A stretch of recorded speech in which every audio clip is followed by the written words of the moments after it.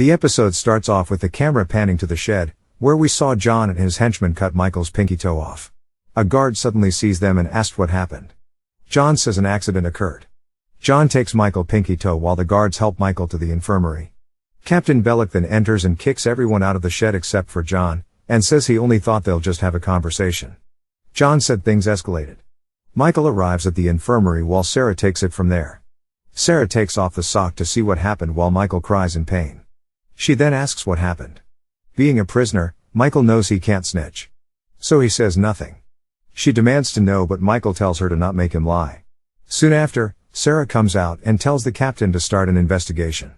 He says there's no need as Michael simply stepped on gardening shears. Sarah doesn't believe him and asks why his boot still wasn't on his foot if it went right through them. Being speechless, he walks away. Lincoln then finds out what John did to Michael and threatens that he'll kill him. Michael doesn't let him because he needs John for the prison escape. Michael then explains that there is an airfield 10 miles from the prison. If John gets on board with the escape, they'll have a plane waiting for them after they escape. Michael then explains that Fernando Sucre also needs to be on board with the escape. Lincoln says Sucre is a snitch and can't be trusted. There is no choice though because Sucre is Michael's cellmate. Sucre is then seen on the phone leaving a voicemail for his girlfriend, Mary Cruz. Sucre says he's been thinking about her body but her mother picks up. He asks her where Mary Cruz is and she says she's with Hector, who is the cousin of Sucre. She then hangs up the phone. We then see Michael in the cell with Sucre finally being back.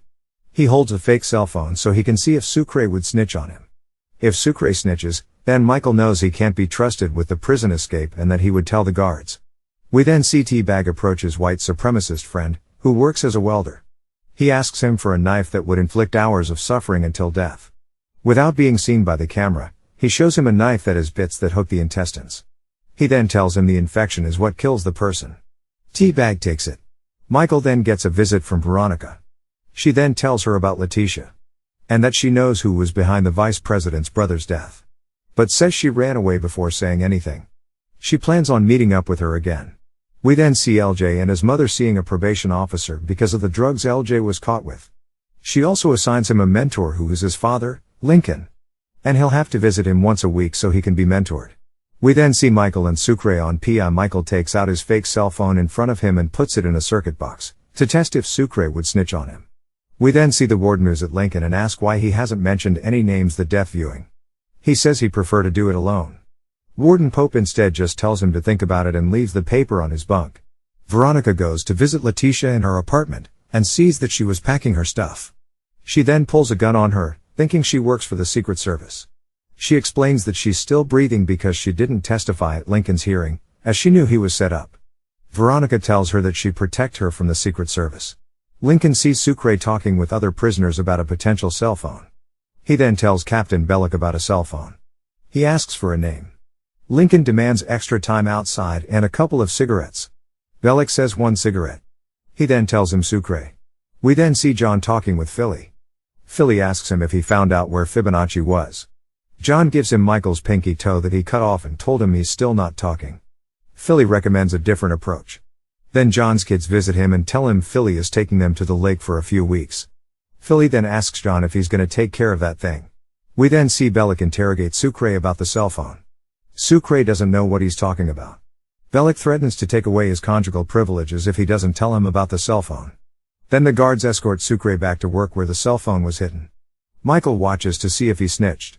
We find out he didn't. He then tells Michael he better make all the calls he wants since he didn't snitch.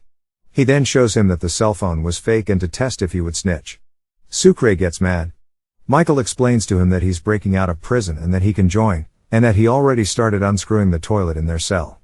Sucre threatens to split him if he sees him trying to break out since he's his cellmate.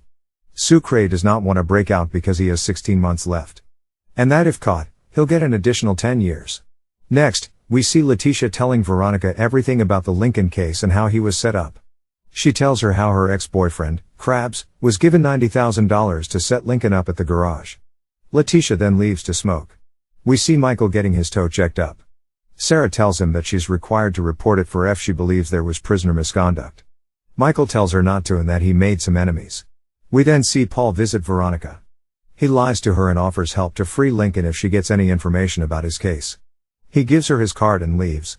She suddenly thinks of Letitia and runs downstairs to see if she's there. She only finds her lit cigarette. She runs outside and sees the Secret Service speeding away. John and his cellmate discuss how they can get Michael to talk and say where Fibonacci is. John suggests a less violent approach. Michael walks back to his cell and sees Sucre picking up all of his stuff because he doesn't want to be involved with the escape plan. It's taking place in their cell. Michael realizes that he would get a new cellmate. So he begs him to not to leave.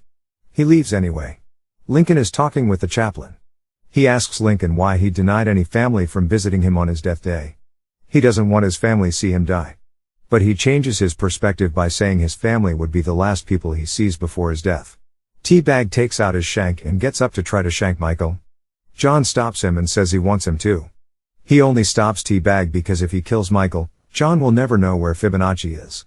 Michael is ambushed from the chow line and huddled into a closet. He then sees T-Bag. T-Bag offers to rape him before killing him.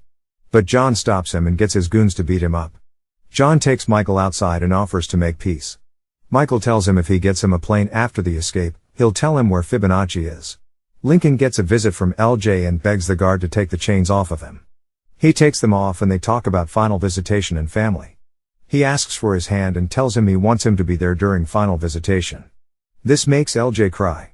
Veronica meets up with her fiancé, Sebastian, and tells him she needs to postpone the wedding. He tells her she might as well cancel it. Michael takes out the bolt from the Bible and starts unscrewing the toilet. His cell suddenly opens and Bellick tells him he's getting a new cellmate from Psych Ward. His new cellmate, Charles Patashik, or Haywire. Bellick warns him not to make eye contact with him. Michael then informs Lincoln about his new cellmate. Lincoln doesn't recommend bringing him on board with the prison escape. So he suggests to unscrew the toilet while he's sleeping. We see the Secret Service drive to the middle of nowhere. They open the trunk to reveal they kidnapped Letitia. Paul tells Danny to take her into the woods to kill her. She manages to run away. But Danny gets to shoot her. She survives and begs him for her life. Paul sneaks up behind her and kills her. Next, we see Michael get up while Haywire is sleeping to start unscrewing the toilet. Haywire looks over to look at him. Michael asks what his problem is. Haywire says he doesn't sleep due to a neuroanatomic lesion. Michael then realizes how bad his situation is with his new cellmate.